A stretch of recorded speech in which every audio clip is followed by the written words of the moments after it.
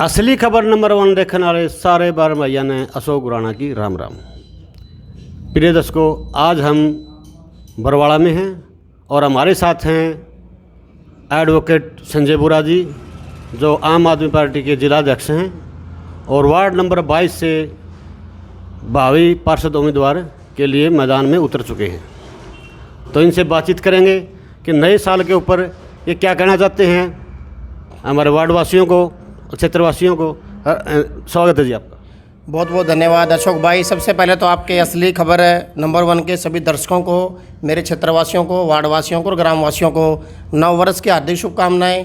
और बीते दिनों जो आपने एक बहुत बड़ी लड़ाई जीती है इस निरंकुश सरकार से, किसानी की लड़ाई, उसकी भी मैं बहुत बहुत शुभकामनाएं देना चाहता हूं और ये संदेश भी देना चाहता हूं कि अब ये लड़ाई अधूरी है, अब ये एमएसपी ज़रूरी है।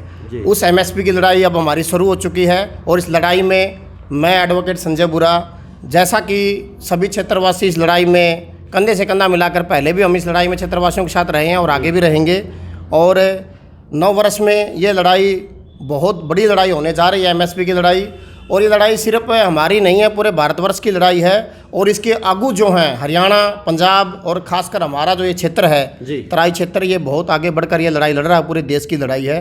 तो मैं साथियों को इसके लिए मुबारकबाद देना चाहूँगा। आप जैसे पत्रकारों को भी मुबारकबाद देना चाहूँगा कि आप, नेशनल मीडिया तो बिक चुका है, गोदी मीडिया बन चुका है, आपने समय समय पर आवाज़ उठाई, इसके लिए आपका भी बहुत बहुत धन्यवाद। तो एडवोकेट साहब, जैसे वार्ड नंबर 22 से आप पार्षद उम्मीदवार के लिए उतरे हैं मैदान में, अगर जनता आपको मौका देती है, अगर वार्ड आपको मौका देता है, तो आपकी क्या सोच है क्षेत्र के प्रति, वार्ड के प्रति? देखिए अशोक भाई, मैं तो ये कहना चाहता हूँ कि भारत ग्रामीण परिवेश का देश है, गांव का देश है और हम गांव से संबंध रखते हैं। हमने जो भी पढ़ा लिखा, जो भी सीखा, उसका जितना इस्तेमाल हो सकता है हम गांव के लिए करना चाहते हैं।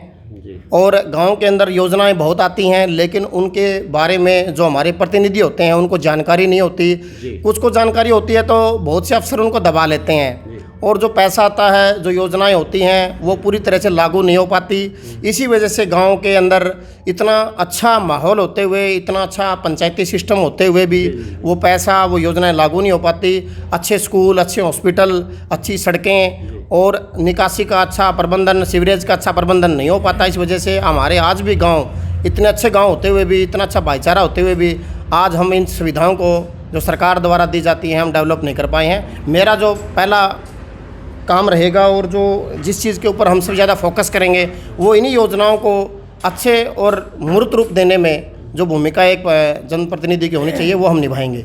तो एडवोकेट साहब, मैं समस्याओं से अवगत कराना चाहूँगा आपको। जैसे हम इस क्षेत्र की बात करें, वार्ड नंबर 22 की, इसमें जैसे डाटा गुराना है, डाट बिदौड़ है, खनपर सिंदड़, दाने की बात करें जी, तो पीने के पानी की समस्या है। जो स्वच्छ पानी है वो नहीं मिल पा रहा है, दूर दूर के नलके हैं उनसे लाना पड़ता है। तो इसके ऊपर फिर आपके क्या रहेगा? देखिए, बहुत ख़तरनाक समस्या है। मैं काफ़ी टाइम पंजाब का दौरा करता हूँ, मलकाना, जज्जल, बठिंडा रूरल में मैं काफ़ी घूमा हूँ। वहाँ पर बहुत भयंकर स्किन और कैंसर की प्रॉब्लम है। उसका एक ही सबसे बड़ी वजह है, वो है पानी। पानी की जो समस्या है वो बात सिर्फ पीने की नहीं है, बात स्वास्थ्य की है। पीने को तो पानी मिल जाएगा, लेकिन क्या वो पानी हाइजेनिक है, क्या वो पीने लायक है, क्या उससे हमारे अंदर, हमारी जनरेशन के अंदर जो डिजीज़ हमारे अंदर एंटर कर रही हैं पानी के माध्यम से, क्या उसका हमें पता है? नहीं। मैं कहता हूं कि आप किसी भी पानी को टेस्ट करवा लीजिए, हम भी समय समय पर करवाते रहते हैं। ये पानी पीने लायक नहीं है। इस पानी का अच्छे से ट्रीटमेंट, इस पानी को अच्छे से जो है पीने लायक बनाने के लिए बहुत अच्छे प्लांट्स लगाने की यहाँ ज़रूरत है। गांव वाइज लगने चाहिए ट्रीटमेंट प्लांट, वो नहीं लग पा रहे हैं। ये भी उद्देश्य रहेगा कि समुचित पानी मिले, मौके पे पानी मिले, टाइम पे पानी मिले, हर घर में पानी मिले और वो पानी पीने लायक हो, उसमें किसी तरह की शिकायत ना हो। दूसरी जो समस्या है वो है बिजली की। जी, बिजली के बड़े बड़े कट लगते हैं। बिजली के बड़े बड़े कट लगते हैं और लाइन लॉस होते हैं। नहीं, मतलब बिल टाइम पे पहुँचते हैं, जिससे वो अमाउंट ज़्यादा हो जाता है, बाद में वो जो कंज्यूमर है वो नहीं भर पाता है। देखिए, सबसे बड़ी बात तो बिजली का रेट। हम तो सबसे पहले बिजली के रेट पे बात करेंगे कि गांव के आदमी को रूरल और शहरी, इसको दो हिस्से में बांटा जाए। और ग्रामीण परिवेश के जितने भी व्यक्ति हैं, चाहे वो अपना घर चला रहे हैं, चाहे अपना खेत में यूज़ कर रहे हैं बिजली का, चाहे अपने छोटी डायरी है या कोई भी मतलब ऐसा छोटा मोटा अपना काम करें ग्रामीण स्तर पे, उसको सब्सिडी मिले, उस पर छूट मिले और पर यूनिट का रेट भी कम हो। दूसरा, जो बिजली का जो तरीका है वितरण करने का उसमें भी पारदर्शिता आए और उसको सुलभ करें। बिजली के बिल भरने का भी गांव के अंदर ही ये गांव वाइज सिस्टम किया जाए ताकि लोगों को अपना दिहाड़ी ख़राब करके शहरों में ना भागना पड़े।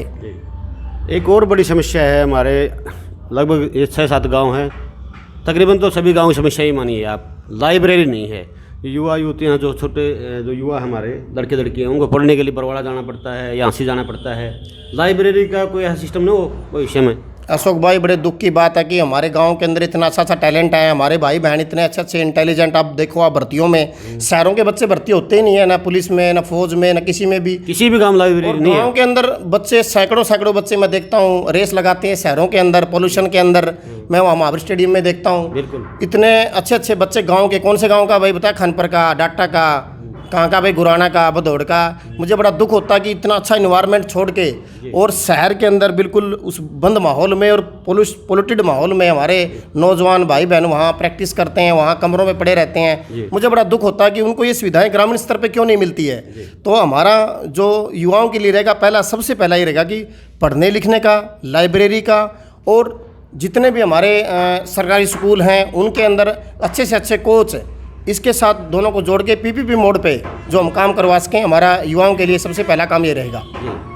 और एक मैं अंतिम समस्या और रखना चाहूँगा आपके सामने, जो अक्षेत्र से निकल के आई है, वो ये है, ग्राउंड तो हैं, स्टेडियम भी हैं लगभग गांव में जी, लेकिन सामान नहीं है।